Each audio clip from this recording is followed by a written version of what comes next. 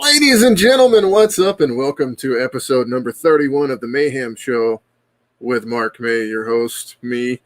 Welcome. Man, it is so close to Colorado Springs Comic-Con. I can taste it. It is going to be amazing.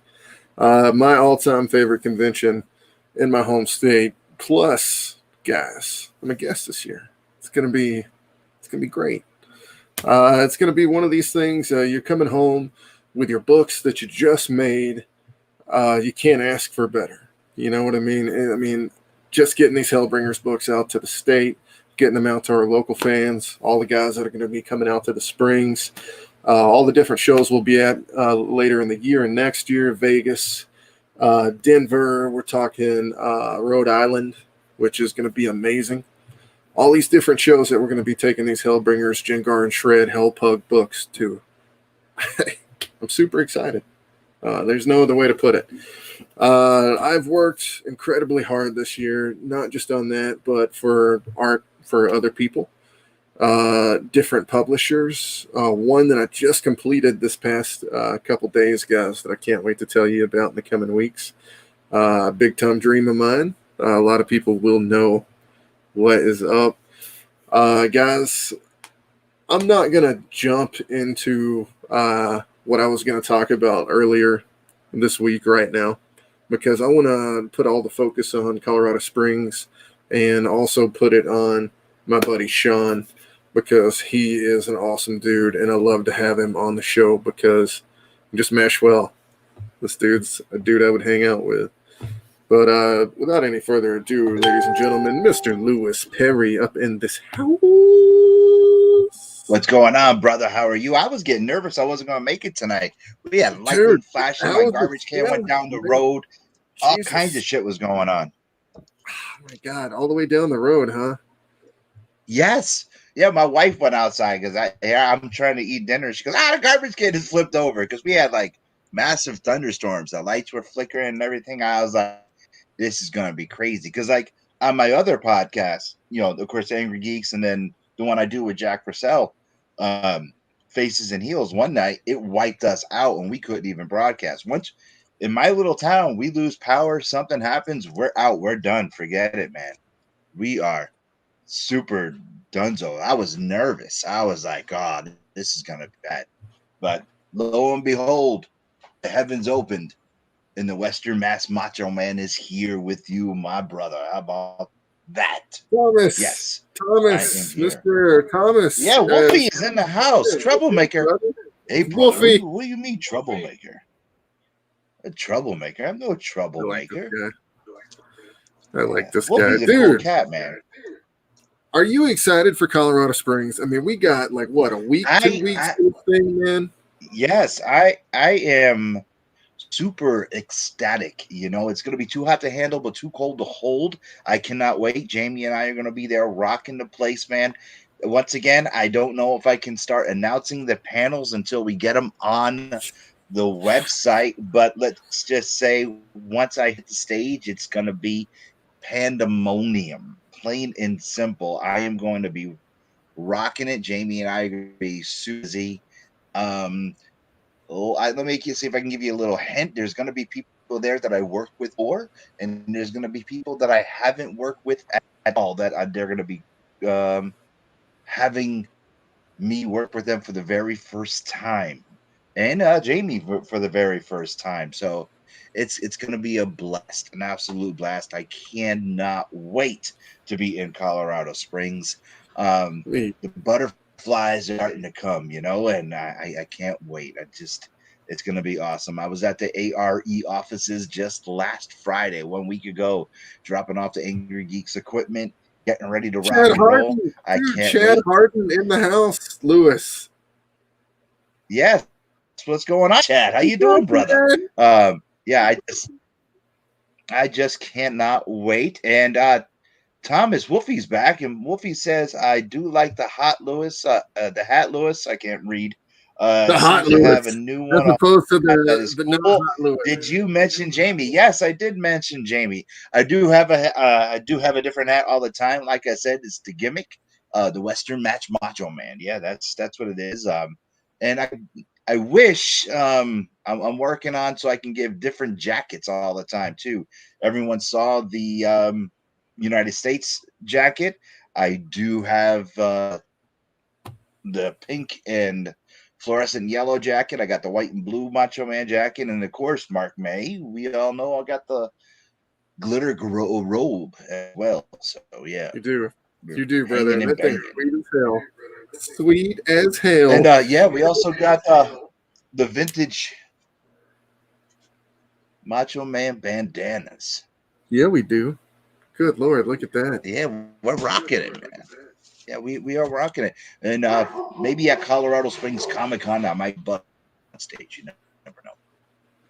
Well, I mean, you never know. Without any further ado, ladies and gentlemen, Mr. Sean Ahrendt. What's up, bruh?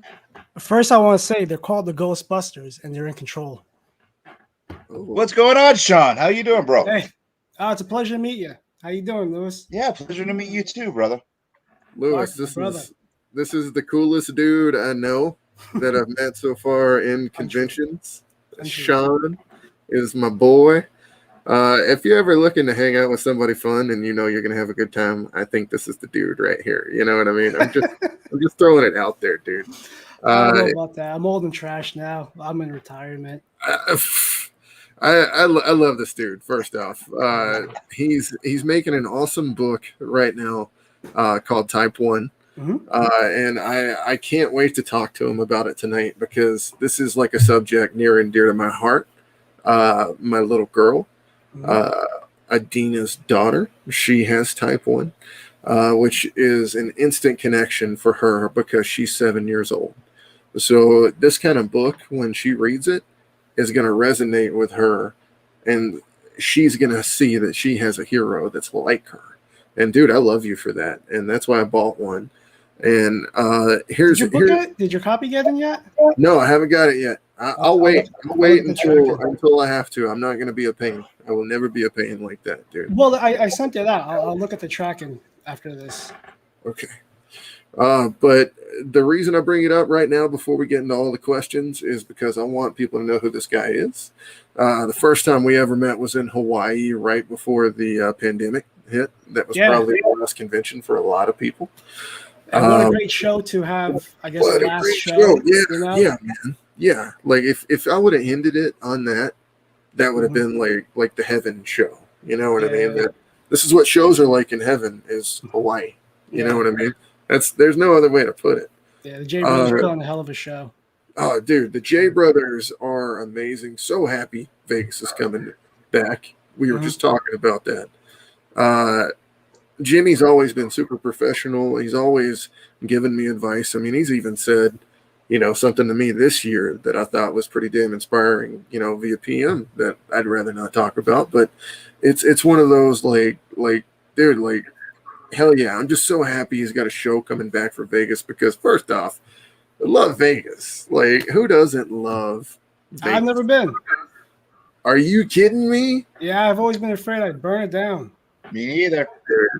All right. I want to go to Vegas with you. Never Sean. been either. Yeah, next year, we'll figure out it out. I might be going there. Dude, if you're coming next year, let me know. Let's party it up. I'll tell the wife and kids to stay at home. There you go.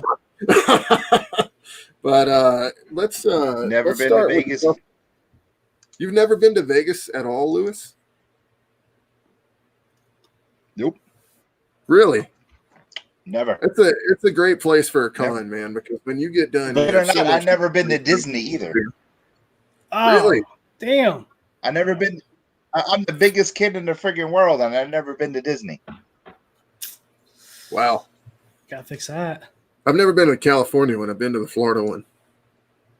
Sean, I'm going to start with the tough questions tonight, man. You already know what's coming first. Yeah, hit if me. you've ever watched this show, you know exactly what's coming right now. Man. Sean, your first question, my friend, is what is your favorite place to do a convention, and what is your favorite food at the place that you're doing the convention?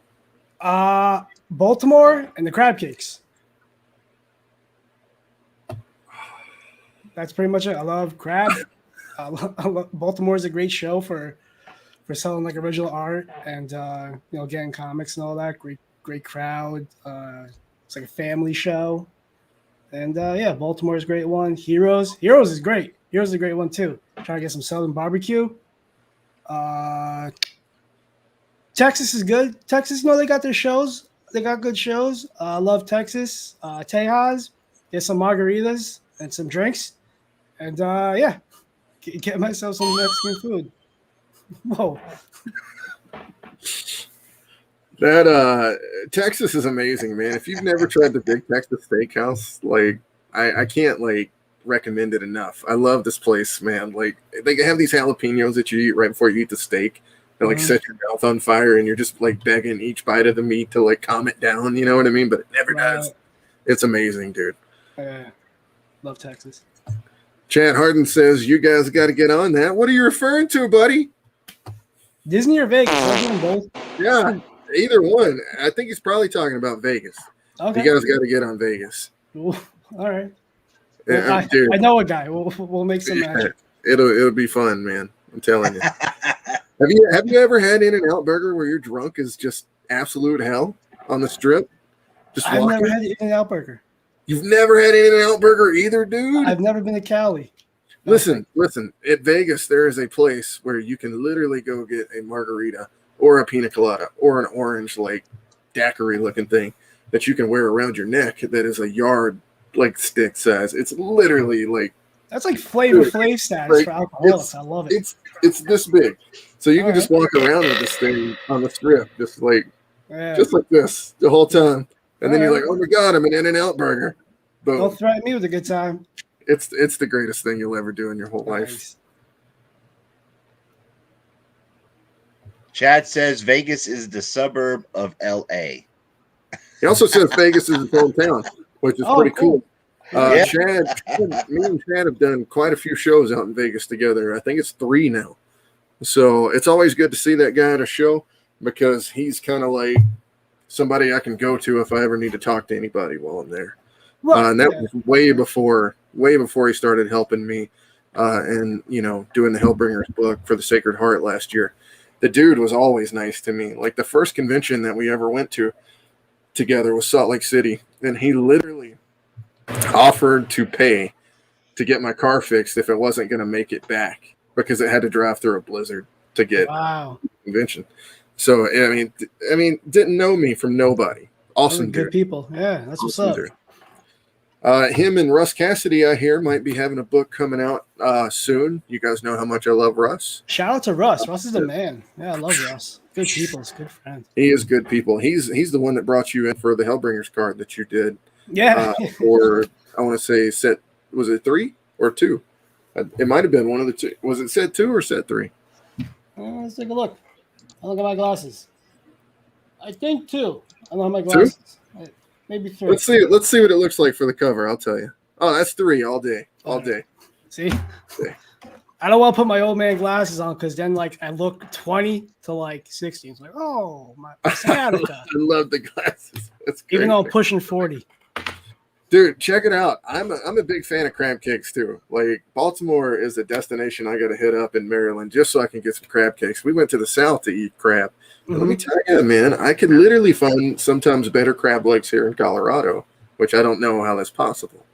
But it's just where they get them and ship them. I live now I live in Delaware, and I live near a beach, the beach atmosphere, and it's fresh seafood all the time. So it's that whole stuff. That's all I want in life. It's fresh seafood. When I went to Rhode Island, went out there with Mr. Lewis. That was the best food I ever had. And guess where I had it?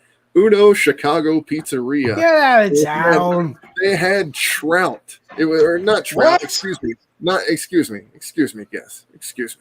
Was it? They had grouper. They had grouper, and it was Alfredo grouper. And I'm at a pizza place, guys. It was the best food I've ever had in my entire life, only because the fish was so fresh.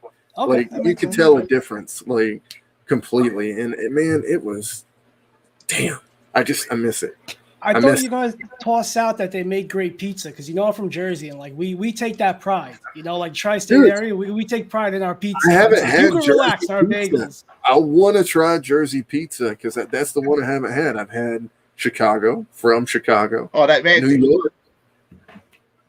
Go ahead, Lewis. Oh, I was going to say Jamie raves about Jersey pizza. That's all she talks about. Jersey pizza, Jersey calzones. That's all she raves about. Yeah. And I want to you try gotta get it. cannolis. You gotta get a good cannoli to top it off at the end. But look, the best pizza in the world is the Bronx, and then just under it's Queens. So shout out to the real boroughs. But you know, we take our pride. And these people down here, they claim they have pizza. I'm like, you guys gotta relax. You know, like you can sit down. You know, just because you throw like New York on the sign, it's like no, like, come on, please just relax with your false news. So, well, I'm a pizza connoisseur, man. That's my pride in life is going to try different pizzas. So like, I can't wait to like maybe one day to get out there to New York, so I can walk around down there and try all the different places. Dude, even thinking about it right now, it's just making my mouth water. I haven't ate all day, so like this talk of food is just killing me right now. I think we should move on to the next question. All right, let's talk about comics. Perry, go for it, brother. Oh, zoom in on Lewis where he asks the next question. There it is. How long are you working in comics? I've been doing the independent scene for a few years now. I've done the like local convention circuits up northeast, like in like Jersey and Pennsylvania. Dipped my toes in it here and there. Didn't really have the confidence until I met a couple certain gentlemen by name dropping. If you see where my head's going, and Mr. Marat Michaels, and they kind of they gave me the "you can do it" speech. And after a few years of me just practicing and putting some legwork into it, and some stops and trials and some fails and errors, I'm able to do it, and it's a lot of fun. You know, I'm a graphic designer by trade, but I get to still work in my underwear, and what a blessing! It is. That's for sure, especially on the hot ass summer days where you're like still inside, air conditioning. Yeah. Like, oh god, this is great. Thank you, Lord. You know. Yeah. But I just put it together. What was your first experience to it? What was your first? Go ahead. Back in 1999, I ghost inked a ghost inker for Peter Palomini on Jim California's run of Armorines when they were with Acclaim.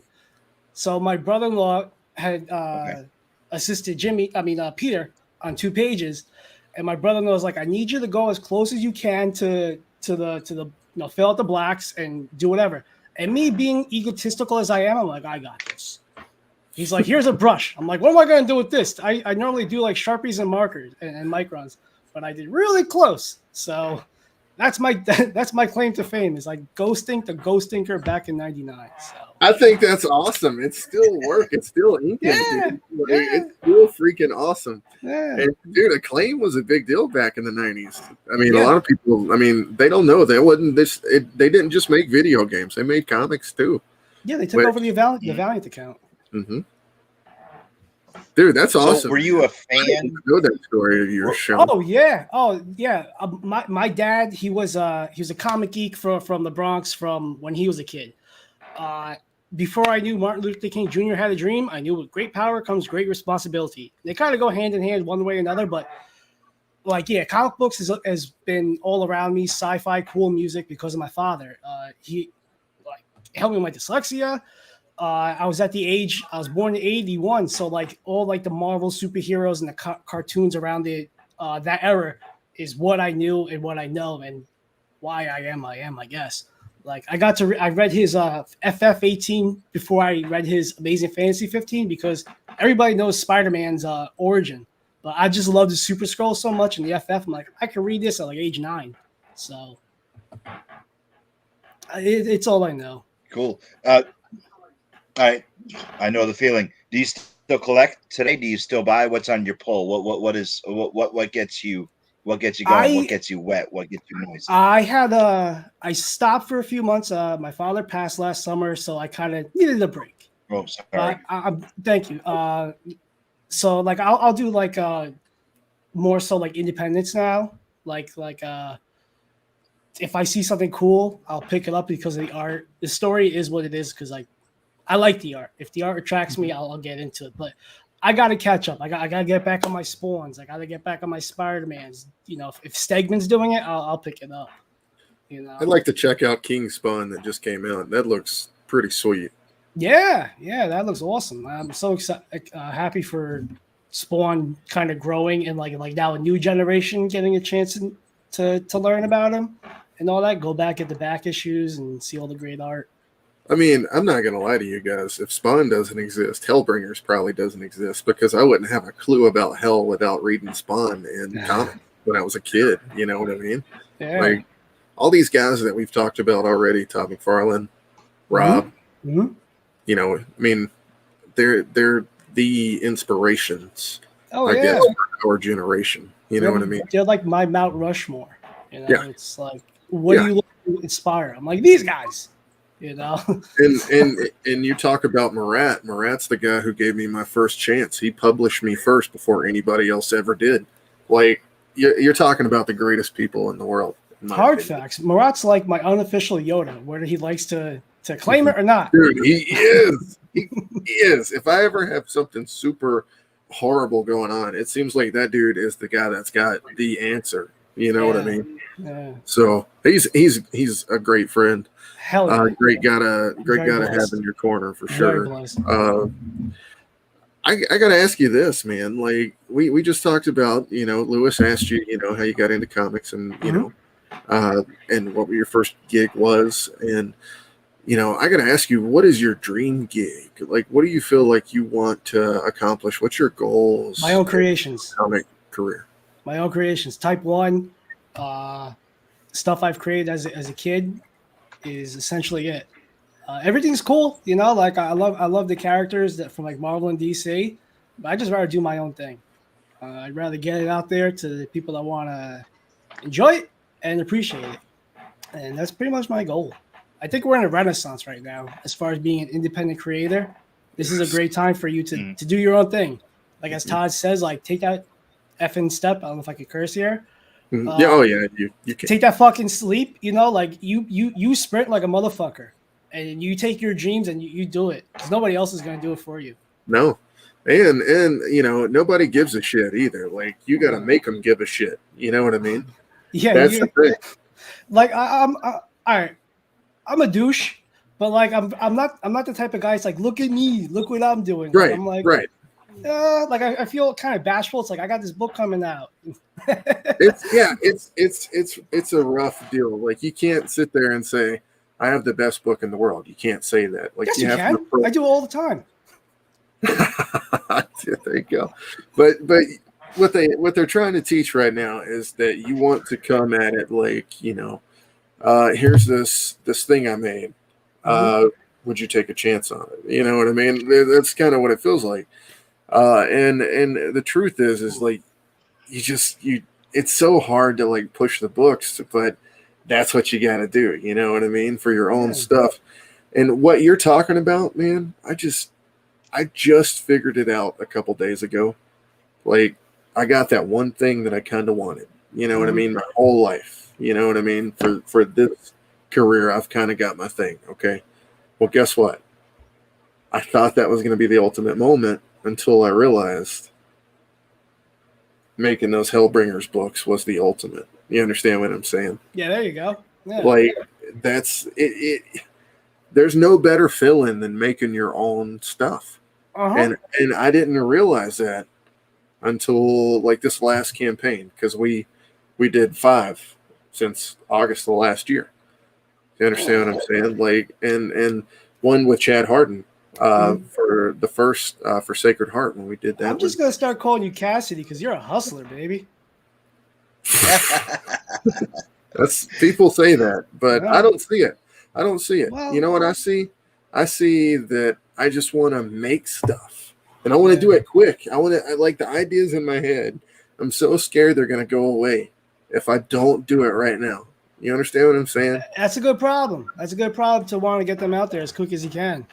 You know, because there's people, or even myself, like after printing this preview book, I'm like, I should have done this years ago. What was I intimidated by? You know, exactly. I had some great moral talk, not moral, but like Murat and the Delso, like they're like, just do it, B. You know, like I'm like, all right, this is just the start of it. So interiors always scared the hell out of me. Sean, I think that's why I didn't go back to try to do it. You know what I mean? Until recently, I've kind of thought about it, but I'm with you. Like, we shouldn't have waited. You know what I mean? Like, we should have just did it when we could have. Like, because you wanted it to be perfect, and it's like there's no such thing as perfect, and it's like, all right, like, yeah, Lewis, well, I'm sorry.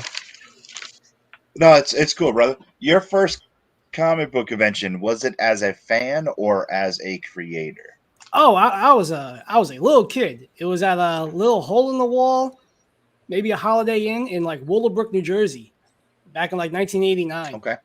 So, like what we know as big shows wasn't really there around then. Like San Diego and Chicago, but not what it is now. Not the circus media fair it was. I think that my first legitimate, if you want to call it, there's the Big Apple Con, like across the street from the Garden. Like that's probably the biggest I had gone to for, through a kid to teens and maybe early 20s. And then it was actually when I met like Murat, Jimmy, and Rob at Wizard World Dallas in 2004. Technically a bigger show. That was my first technically big show. And then New York Comic-Con happened in 2006, and I passed that up because I thought it was Big Apple. I'm like, I don't want to go there. And then no offense, but like it's what you're going to at Big Apple. It's a fine show, yada yada yada. But when I found out the pandemonium and the chaos of it, like I've been there every year, like since. So yeah, man. So that thing's a circus. So right sensory overload or all of it. Cool Fun with stuff, it. but I like it. I like being behind the table just because like I have my own anxiety because I know I'm cool. Yeah, I have my own space. I don't have to worry about the stop and goes or I know exactly what you're talking about. It sucks so bad. It's trying overwhelming. To walk through the damn con hall sometimes. I dread going to the bathroom. I'm like, Athena, I'm just gonna go do this. I've been training my whole life for this shit, just to take it in and out. I'm like, little spin move, what I mean? Work on your shimmy a little bit, like you gotta kind of like pop and lock in your way in there, like I'll get a hot dog on the way back. So it kind of works out. No, I completely get it. Yeah, it's definitely sensory or sensor overload, and it's crowds are no fun. Yeah, unagi. Yeah. Mark, you're up. All right. So, one of the best things about what we do is, and we already talked about it, is getting to make our own projects. So let's talk about yours right now. Right. When did you start Type 1, and tell us about it? All right, it's gonna be a long story, but let's do it. Here it goes. So I pinpointed that December 12th of 1992, when I was 11 years old, there was a local convention in my town, Saddlebrook, New Jersey. Shout out to Saddlebrook. They had a local art contest, and the featured guest there was David Cockrum. David Cockrum, co-creator of Nightcrawler, Storm, and Colossus. So I had my aunt and cousin flew in from Mexico to visit us. So I got to show her my cousin around like the American comic scene, but it was in a local hotel. It was cool. I had family and my brother-in-law and my one cousin, we just started drawing for this contest. And I created this character called Streez. And I originally wanted him to be called Wraith or Straith, but I'm dyslexic. So Streez came out and I kind of stuck with it. But it was essentially like everything I love from comics from 80s and 90s, animated cartoons, Die Hard from Youngblood, Heatwave from Cyberforce, and just like everything I thought I could put into like a quick little scribble, I did. And and I'm sure it didn't look like that. If I had the original, I wish I had the original. I don't know where it is. I'm sure it got lost or what have you. But I was 11 years old. I got in line to meet Dave, and I was so excited to show Mr. Cocker my art. And he was such a nice gentleman. He's like, "This is great." I'm sure he's just being nice to a kid. Like you look at it, it's like, duh. but he was such a nice gentleman. He told me about body proportions, like how like the hand kind of goes like halfway up from the knees and all that. And I was like, oh my God. So I got to meet him one more time after that in that February. But Strees was kind of like my first official character. And throughout the years, I would revamp him, make my own new stories. And in 95, I was 14 and I was diagnosed with juvenile diabetes. And I was in art class one day and I'm like, why isn't there like a superhero with diabetes? As a kid, you kind of think like, why not? But just did it. And throughout the years, I created more stories. Strees was either always in the forefront or a secondary, but leadership type of role. And just kind of followed my way. Like, I got all my notes here from like 92 through college. Oh, so, nice, dude. Yeah. So to fast forward to MegaCon 2019, my convention agent, Heather Reed, she had gotten she rented a condo for a bunch of us for the week. And MegaCon's awesome. Great show. Whoever's there this weekend, have fun, make lots of money, and enjoy being out on the circuit. Yeah. Heck yeah. So I was just scribbling on my iPad and I just wanted to recreate the character.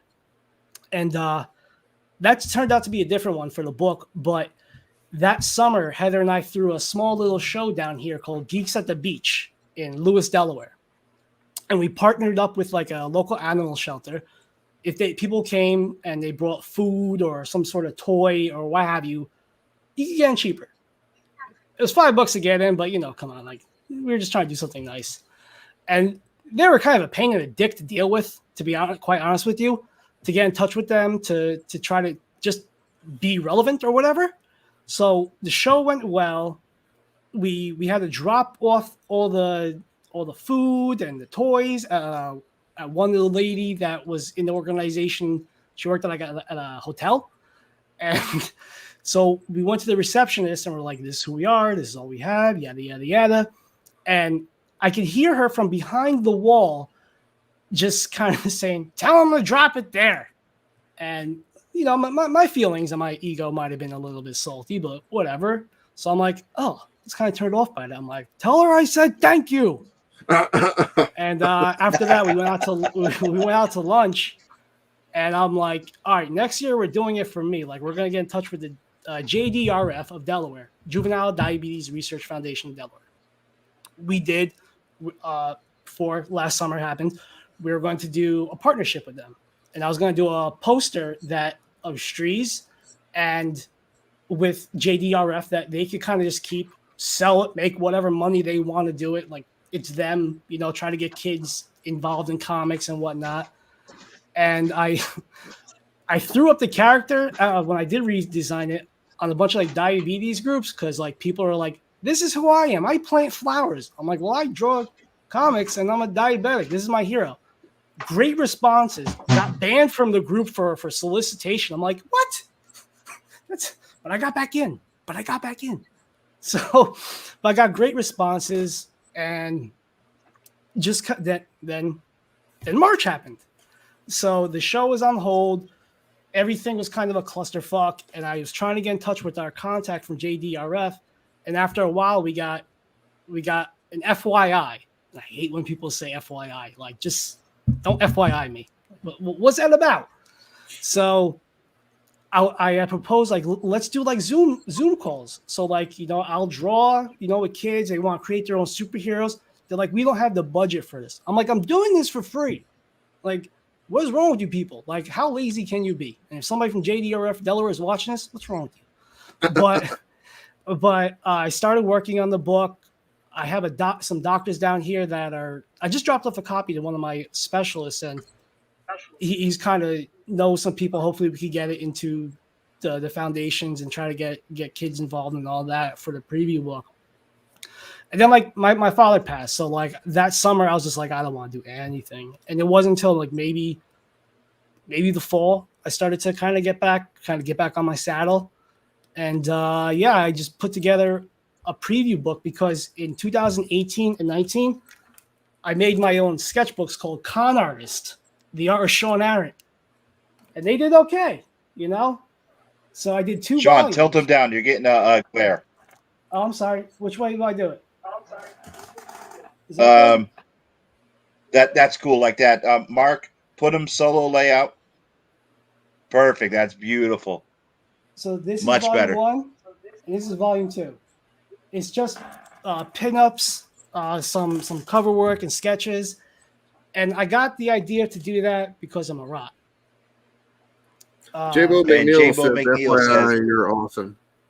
Who, me? Yeah, you. Oh, what's up? Yeah, Appreciate you. that, man. That's awesome, man. Thank you. Marat back in the day, he had a sketchbook, and he's like, if you pre-order it, you get a sketch. I'm like, I'm in. Sign me up. So I did that with these. I didn't do an Indiegogo or Kickstarter or what have you. I was like, slide up in my DMs. You'll get the book cheaper if you pre-order it and you get a sketch. So that did okay for the first year because I wanted tchotchkes for the table for when you go on the convention scene. You got your prints, you got your tchotchkes, whatever they sell. So that funded that. The next year did good, a little bit better, I'd say. It did all right. And then with last year not happening, I'm like, all right, for this year, let me just do like an ash can, like I'm a kid of Image Comics. Like ash cans were the coolest things before the books came in or were to be out. So I'm like, let me do an ash can, and I just kind of threw out. I got a thing again, slide it in my DMs, 20 shipped in the States, and you get a sketch, and all that. So long story short, I kind of left that open for about 2.5 months. My buddy Shelby Robertson did the colors of it. So, and I Oh, wow. just You got Shelby to do the cover or the colors? Yeah, we did a trade. I'm doing Beautiful. a piece for him. So it's a 90s gimmick, and it says 90s gimmick as you can get. I love it. Yeah. It's the first 15 pages, black and white lettered with a few pinups in the back, character stuff. And I love the lava chromium, my friend. Yo, shout out to you for hooking me up with that. That was a great idea. That was awesome. It's one of the best I've seen.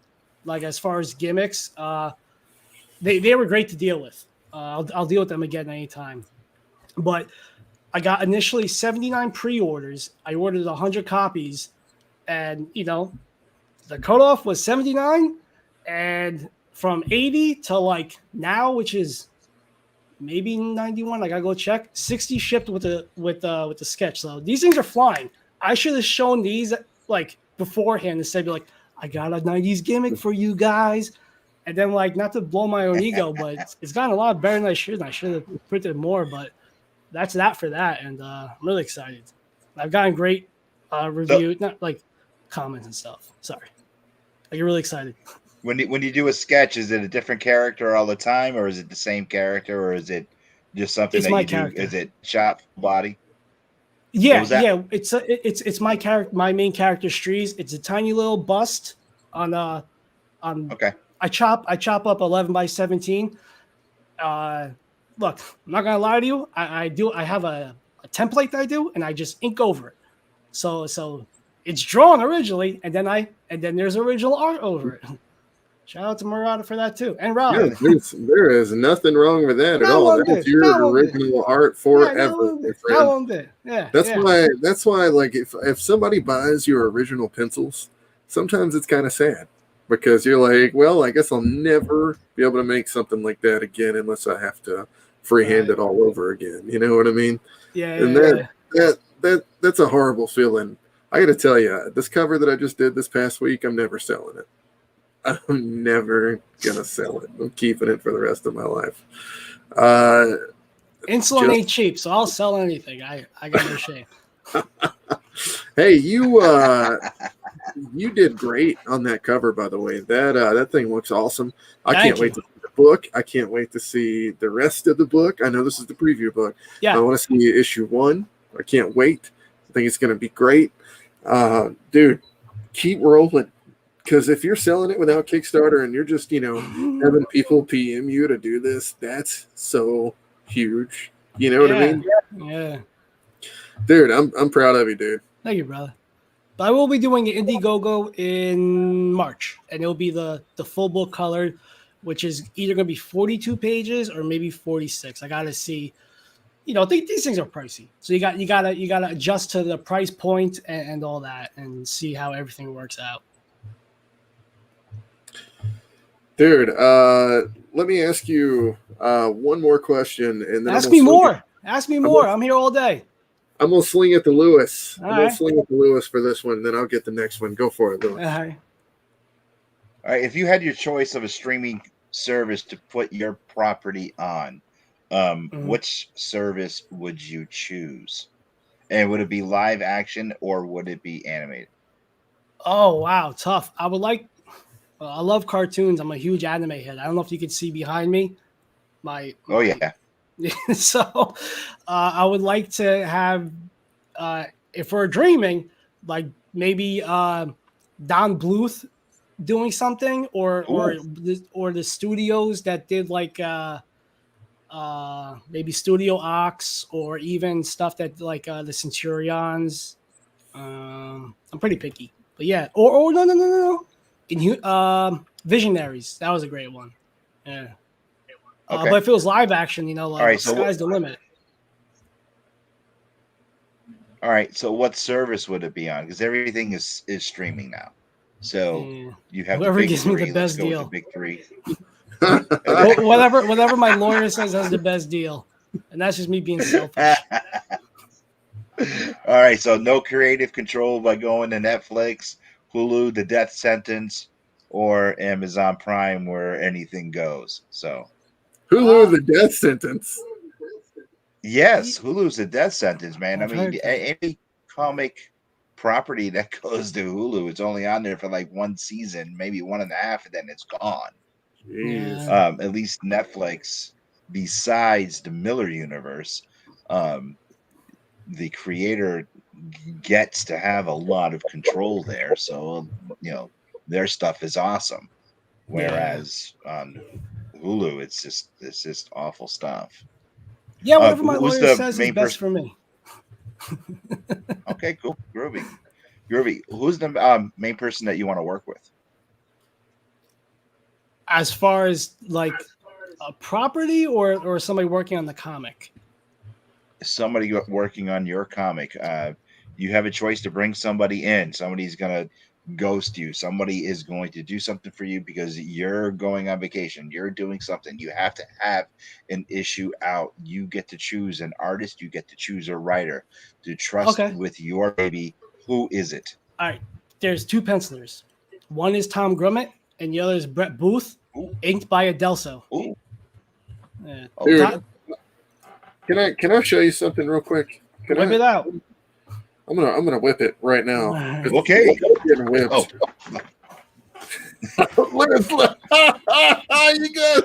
you guys just like sit there and get ready. Jesus Christ. Okay, so Deso Corona, ladies and gentlemen.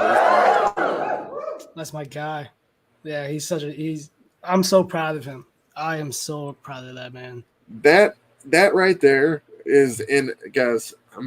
I can't tell you who's number one, but we're gonna put it in the top 5 of all time for Hellbringers comics ever. For comics. Yeah. Like, and he did that himself, dude.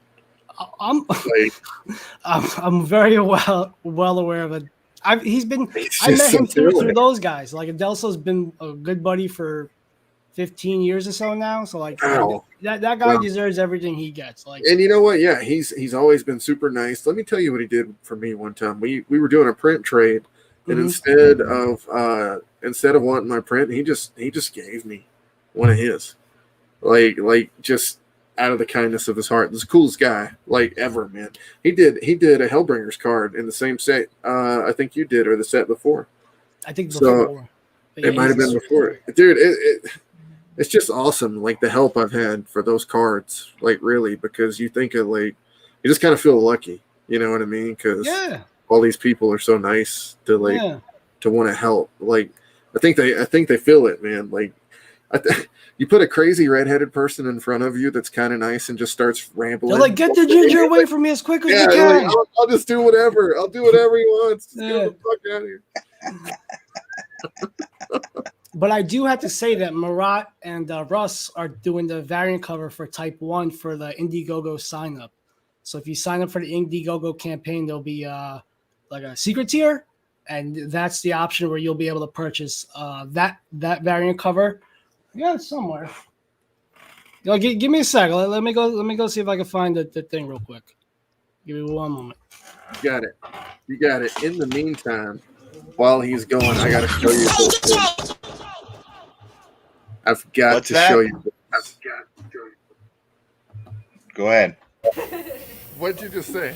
Oh, that is a great series or comic book series. It's so unique. With the people falling out of heaven and having Oh my dinosaurs. God, I'm getting old. It's a concept I never even considered or thought of. So the reason you're telling me this right now is because you took the book home with you. Yeah, I took the book home and I showed my brother, and I enjoyed it, and he really enjoyed it. And the artwork was fantastic. The storyline was so incredible.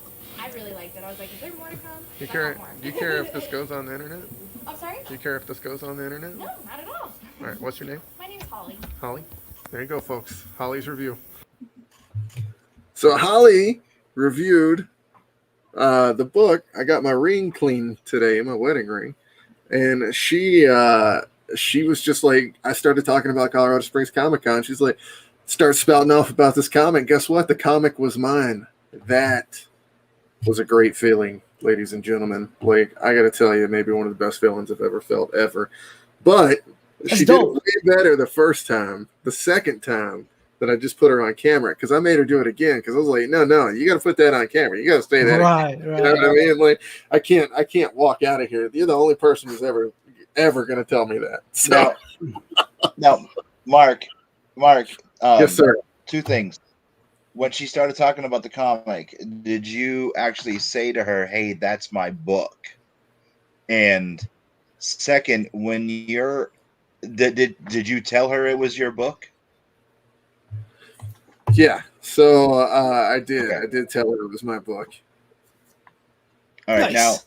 Now, when you're out in public and people notice you, and hey, you're that guy, or you're that dude that does this and this and this. It's a pretty cool feeling, isn't it?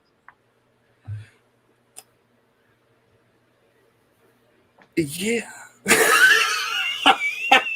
or does it freak or does it freak you out? No, seriously, because the first time it happened to me. Yeah, Lewis. Yeah, let's tell us your experience, Lewis. Huh? Tell us your experience. Go ahead. Oh, the first time it happened to me, it kind of freaked me out because I was in Walmart and this lady was staring at me and she said, Are you Lewis Perry? And I was like, yeah. And I'm like looking for like something to be handed to me. And she goes, oh my God, I follow you, yada, yada, yada. I watch you on TV. And I was like, whoa.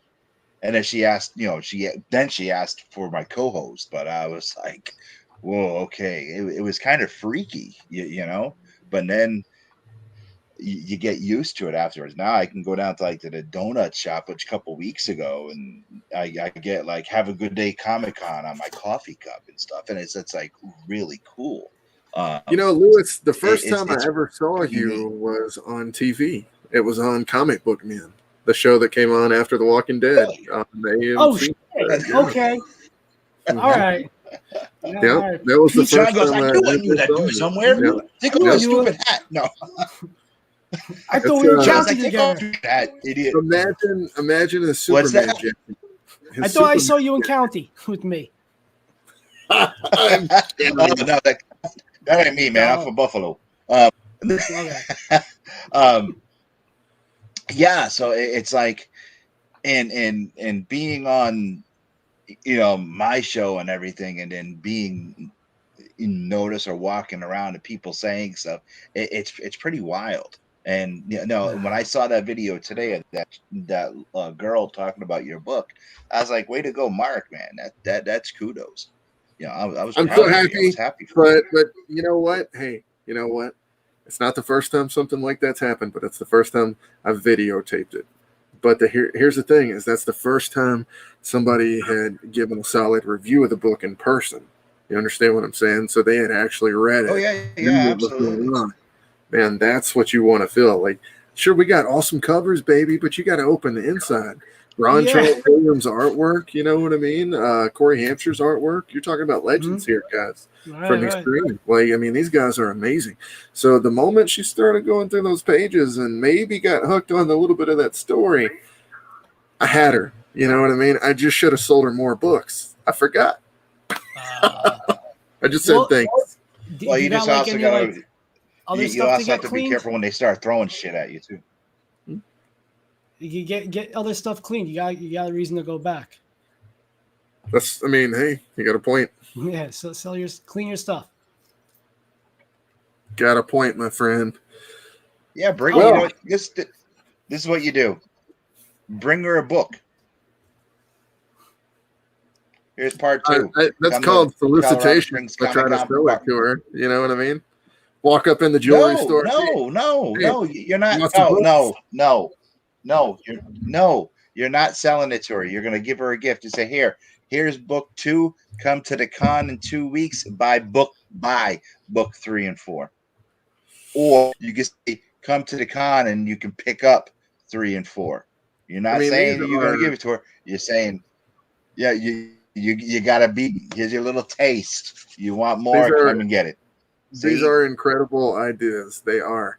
I just gotta find the time to do it. You know what I mean? I just gotta find the time to make it back over there. Guys, one more thing I want to talk about before we get off here tonight. Murat's variant cover. Oh yeah, you found it, ladies and gentlemen. Yeah. So if you sign up for the look at that's beautiful.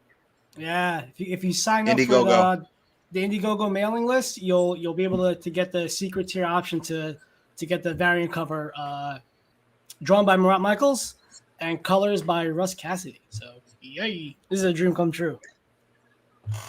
Those two are legends. Yeah, I'll spread that. Yeah, I'll draw you a cover. All right, I'll draw a cover for you. There we go. All right. Let's see it, I want the shits. Let's see it. I just did this really quick. It's hot. It's really not bad at all. Yeah, it's good structure. Yeah, I do. This is hot. Superman. I do. I'm not gonna lie. There's some conventions where you might be drawing better than I am right now. So, hold on. What?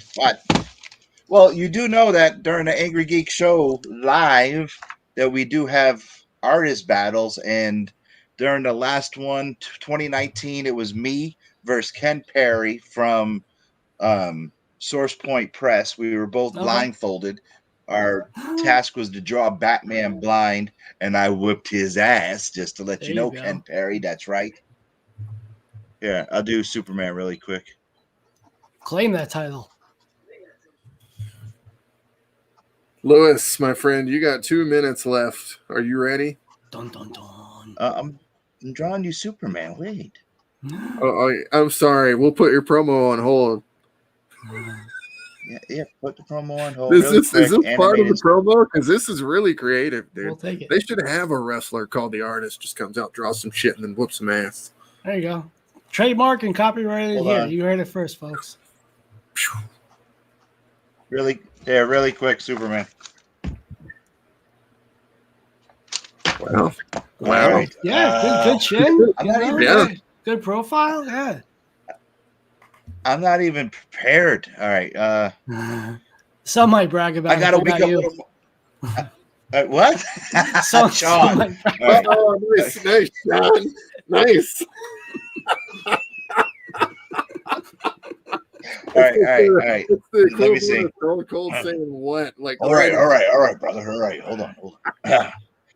Let's see what I got. I got to wake up a little Marky. I got to wake up real soon, but the time has come now for me and you. But don't you fret. Don't you worry. I'll see you at Colorado Springs Comic-Con real soon. Dig it. I like it. That's what I got. I gotta pick up what you're putting down with that. I like it. Dude, I like your it. talent in the past 5 minutes is just off the rails, my friend. Off the rails. There is a reason you are the co-host you can't see the guns. What? There you go. That was amazing. Your work, you said. Oh, you're throwing off my schedule. That's John, brother, pleasure to meet you. The pleasure is all mine, honestly. See you, Lewis.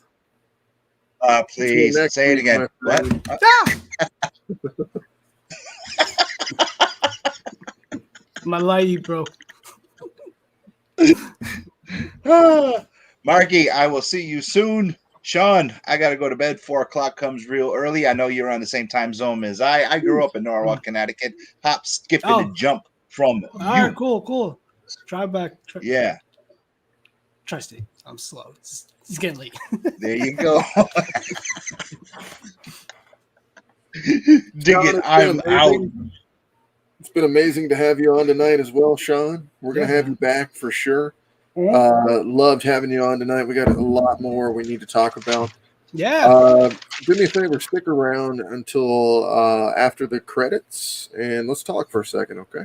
All right, but I just want to mention I do a show with my co-host Joel M. Sontag Oh yeah, Wednesdays and Fridays called you. Art and Stuff. That's AH''T''N''Stuff. Next Wednesday we have Billy Tucci on, and I think the next Friday I think we have I don't remember. It's late, but yeah, Wednesdays and Fridays 9 p.m. East Coast time. YouTube Art and Stuff. It's Wolverine. All right, that's Sean. That's Lewis. You guys have a great night. We'll see you for episode number 32 next week. See ya. See ya.